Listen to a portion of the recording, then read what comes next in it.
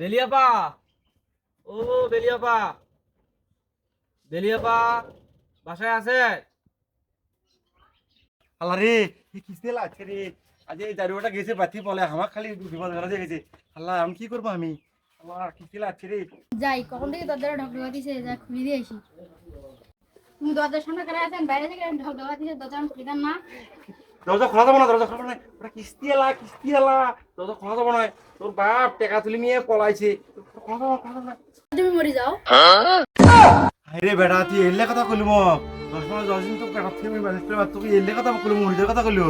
হাইরে বেটা রে, বেটা তো ভালো বুদ্ধি দিছে। এখন তাহলে গেটটা খুলে দিও, অনেকক্ষণ আগে লোকটা দাঁড়িয়ে আছে। বেলিয়াপা আছে?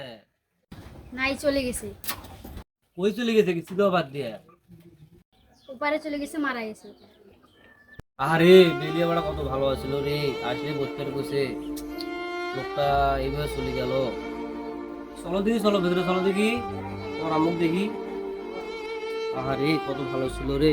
বাবা তোমার মায়ের মুখখান দেখে না, দেখো তো না।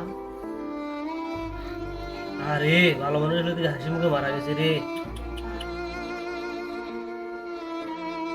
বাবা কি করবেন বাবা, ওটা আমার অকালে মরে গেল বাবা, কিস্তি করে সুদ দেয়া পারো না বাবা, কিছু একটা করো বাবা তুমি।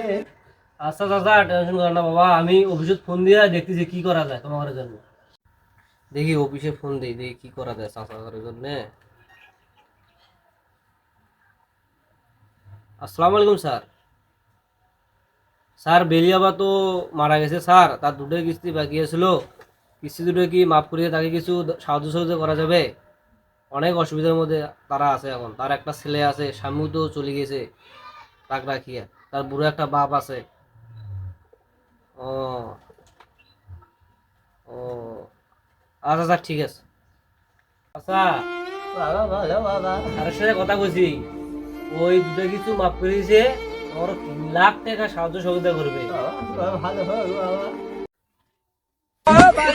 স্যার ওই 3 লাখ টাকা আমার ওই বুড়ে বাপ টাকা আমার ছোট ছোট দেন, ওই যারা দেওয়ার দরকার নেই।